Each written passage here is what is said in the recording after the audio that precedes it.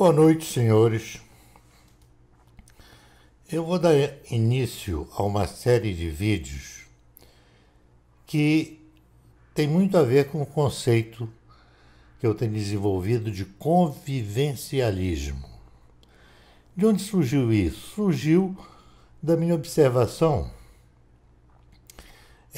de pessoas nas minhas visitas a tribos indígenas, as minhas leituras etnológicas e antropológicas, onde eu estava não só interessado em ver as situações de sofrimento das pessoas, como também de entender o equilíbrio e o desequilíbrio nas culturas.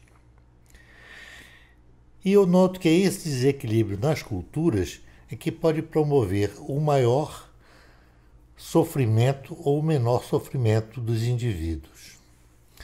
Então, a partir de agora, eu vou fazer relatos e vou falar sobre significados de comportamentos ativos e reativos. O que eu chamo de comportamento reativo é um comportamento mais agressivo, mais falso, mais destrutivo. E comportamentos ativos eu chamo de comportamentos de boa convivência. Daí surge o convivencialismo.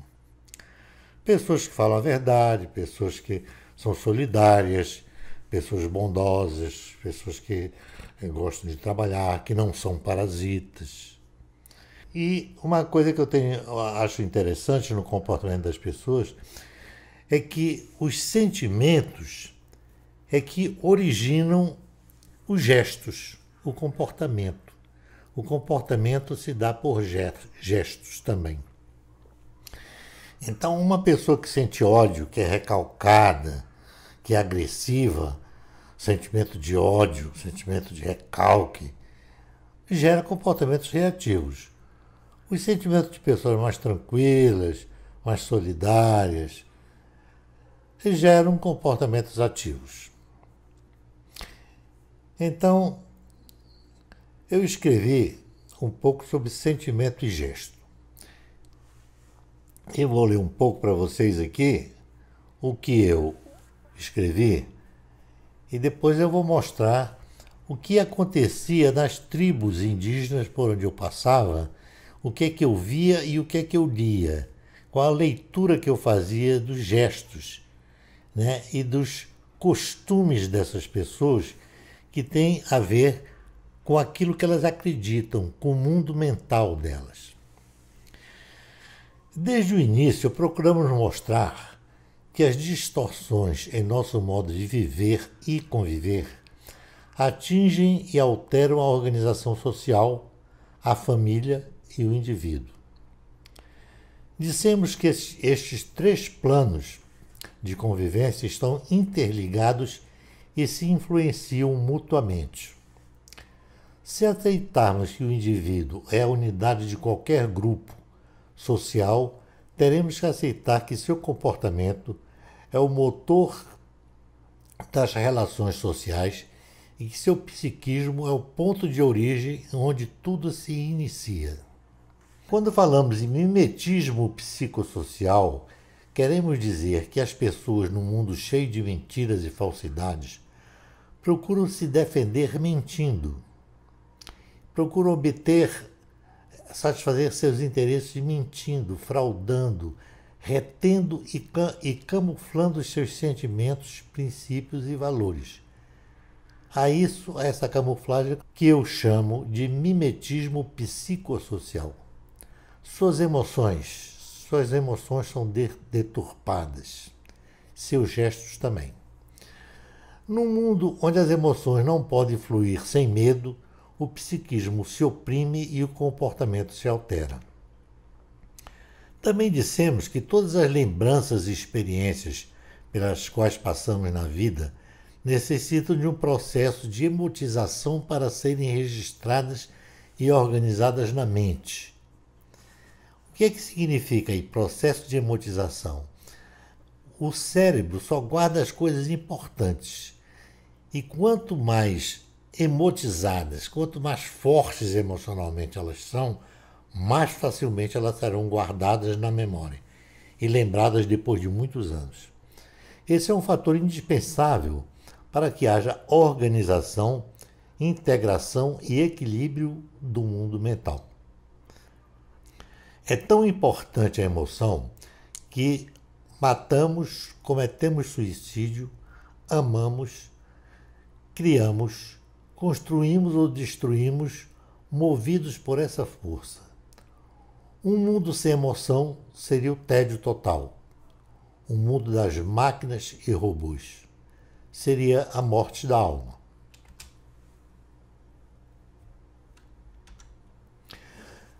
Quando falamos sobre doença e comportamento, queremos dizer que o indivíduo é acusado de ser doente mental ou ter qualquer comportamento anormal se avaliarmos que ele sempre pertenceu a uma família e a uma sociedade e que sofreu fortes influências desses dois meios durante toda a sua vida.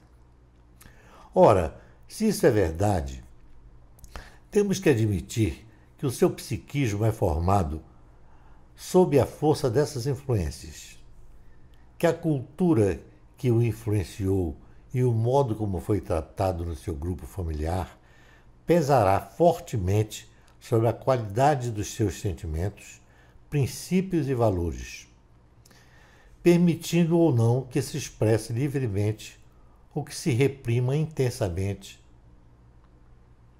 suas emoções.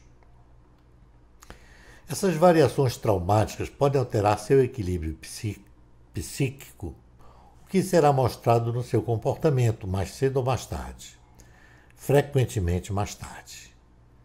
Como sair desse dilema?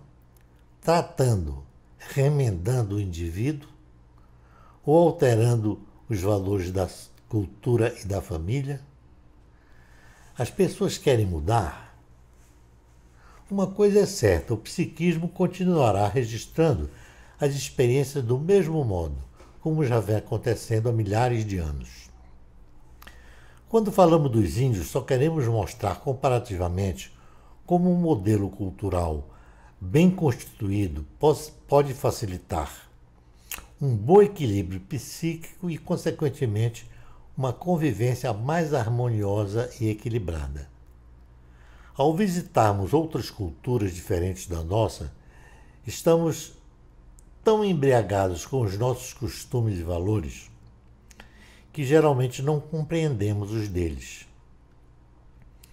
Dissemos que o comportamento ativo é todo comportamento humano positivo e construtivo, que produz apenas harmonia e equilíbrio interno no psiquismo e externo na família e no ambiente, e que contém altos níveis de sentimentos, princípios e valores saudáveis nas pessoas que o expressam.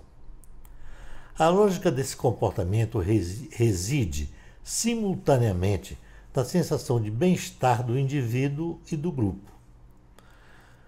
Quando uma dessas instâncias sofre alterações e é atingida por mudanças não aceitas pelo bom senso e pelo consenso, iniciam-se processos reativos nos indivíduos que os transmitem para o plano da convivência, gerando conflitos e produzindo uma desorganização nas normas de conduta vigentes até então. Concluindo, poderíamos dizer que as regras justas e aceitáveis de convivência determinam o equilíbrio físico e mental. Olha que coisa interessante. Nós poderíamos dizer então que as regras justas e aceitáveis de convivência determinam o equilíbrio físico e mental. Ou seja, aquelas regras que todos aceitam consensualmente. Nas comunidades naturais, a compreensão dessas regras é tão clara que determina um comportamento quase automático, inscrito fortemente na consciência de cada membro, produzindo os costumes, que é a tradição. Nós já falamos de lei e tradição. E determinando a estabilidade da vida social, que podemos chamar de eixo cultural. Vejamos como isso acontece através de fatos reais. No próximo vídeo nós vamos falar sobre destrutividade, e que foi um fato ocorrido em uma sociedade natural, uma aldeia indígena, que nos mostrou claramente como esse grupo lida com a destrutividade humana. Passaremos no próximo vídeo a falar sobre destrutividade, sob o título Quebrando Panelas. Boa noite.